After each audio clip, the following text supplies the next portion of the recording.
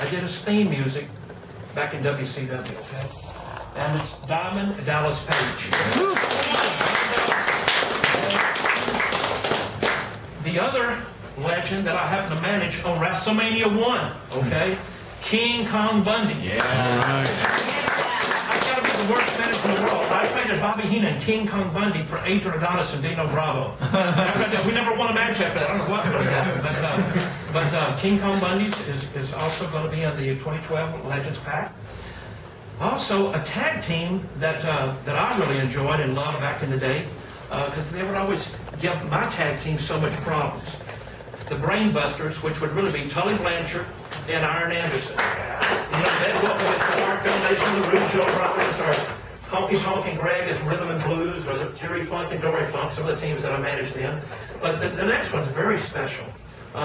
I think that she was managing back before the word diva was used, but it's Miss Elizabeth. Yeah. So Miss Elizabeth, going back in history with them, I was from Memphis, Tennessee originally, and of course that's where Randy and Liz and Lanny Papa were from, and so we had a great bond and great connection back when I worked in the smaller territory with Jerry Lawler and Andy Coppin and those guys. But I'm glad to see Miss Liz in. And you already said that Andre the Giant and the Rockers, right? They're going to go to Comic-Con and everything else. But I have to say this, like Santino said earlier about when he goes to Walmart, Kmart and stuff, I always walk through there and look and see what's happening with the Mattel stuff, which is always great, but I always make sure I look for that one figure, that Jimmy Hart manager action. But I'd even settle for a Mattel Megaphone, any color you want. I've got all of them. I've kept everything we've ever had in our storage over there. When I was with the Hulkster, it was red and yellow. When I had the Hart Foundation, it was all in pink and black. And of course, this is the WrestleMania 3.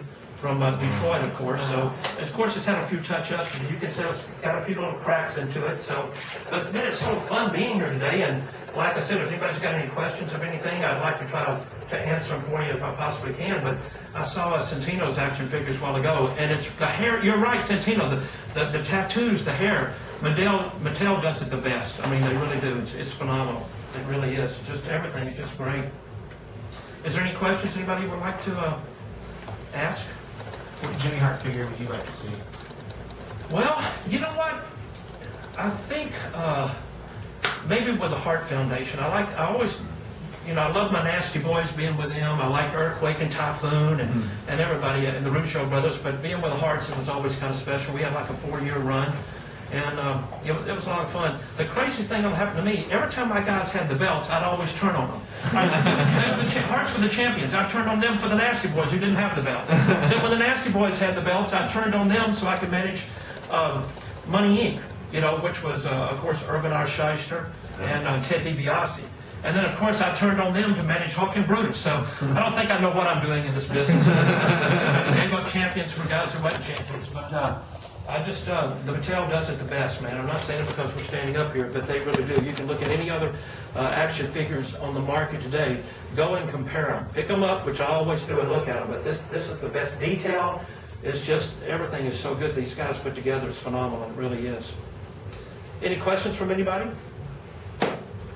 Have you signed a deal with Mattel yet? You know what? That's a very good question. I better talk to my manager, which is me, which, like I said before, I'm the worst manager. The worst in the world. If anybody's a champion, I'll kick them to the curb, man. But it's all good. But everything these guys put out are fun. And I'm going to tell you, yesterday we were at Fan Access, of course, and you will not believe how many figures that all the kids would bring in just from the stuff that's already out, you know. I looked at John Cena's line, which was all the way around the block, down the road, back up to airport, probably. But a lot of action figures were brought over, Mattel action figures were brought over. And we gave some away yesterday, too, some of the new ones. And the people were really excited about it. It really was. But like I said, man, this is the best stuff. I mean, you can look at all the details on everything that's here. It's phenomenal. I mean, it really, really is. It's really taken, especially the legend stuff. Look at the Warrior stuff with the, and you know what? This is exactly the stuff these guys wore back then. I mean, just everything, even Steamboat. That's great, though. Look, down to any detail with Bret Hart with the Canadian flag. That's great. Sure is. But like I said, we're happy to be here. I know Santino is, and I'm definitely happy. I'm happy to be anywhere at my age. But I look in the mirror, I said, did I really get paid for doing this all these many years? I've had so much fun doing it. I mean, I still feel like I'm 18 years old, which is really a stretch of my imagination looking back that far. But I've had a good run. It's been great, and still be able to come back and do SummerSlams and WrestleManias and do all the radios and TVs behind the scenes. I still have a great time doing it. So it's fun, man. It really is. Anybody else? Any questions or anything? Who would you manage now? You know what? Everybody is so cool, and there's so many great possibilities. Alex Riley's great. I think he's going to be something in the future. Alex Riley's good. Wow, you really caught me off guard. You know what? My whole thing is always colorful. Anybody that's colorful. But of course, Santino's pointing to himself back there. Beyond a shadow of a doubt, I'd love to have him because he's such a great character. Because I think the fans really have embraced him so much, and I think the little snake figure, the hand puppet, or whatever, I don't know what they're going to call it yet. I think that's going to be a major, major seller for the WWE, because I know when Mick Foley had Mr. Socko out, I mean, that was just tremendous. But kids love this stuff, and when kids love to go to the matches, they're going to have to bring the parents because the kids can't drive that young. So they're, it's so funny having 3 kids myself, which all of them are grown. But I mean, back in the day, no matter whether we had money, back before I got in the wrestling business, I was in a group called the Gentry's, a little bit of music back then. We had a one-hit wonder, a million summer called Keep On Dancing back in the day. But still, whatever I took my kids, whatever they wanted, you were going to get it. And I think that's the great thing about all these action figures here. The parents are going to come, and the parents are going to, if the kids want it, the kids are going to get it. So, but I'm just telling you, it's just unbelievable, all the details and all this stuff. It's just phenomenal. I mean, it really is phenomenal. In the words of the Miz, this is awesome, right? This is great. Anything else? Yes. Any memories on Randy Savage, considering his recent passing? Well, you know what? Talking about that, the day that it happened, I was going to be in San Jose for one of those autograph kind of Comic-Con things for the wrestling business.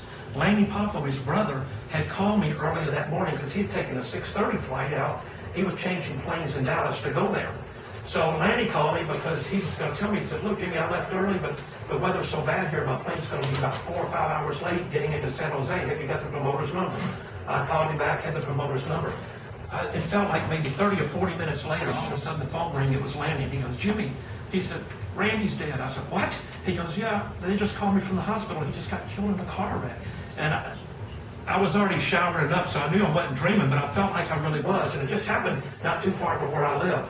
And immediately I called WWE to tell them about it. But if anybody but Lanny had told me, I would have never have believed it. But that happened so quick. But back in the day, when there was fall territories back then, I was in the Memphis territory with Jerry Lawler and Andy Kaufman and all that. So that's when Randy, he was kind of running an opposition territory against us. And I remember they would challenge us, but Jerry Jarrett, who was our promoter back then, him and Lawler on the territory, he'd always say, whatever you do, don't talk about the opponents, don't talk about the competition. He said, pretty soon they'll join us. And he was right. So later on, Randy, got with our Memphis Championship Wrestling back then. And I managed Randy a little bit down there. And Liz wasn't managing back then.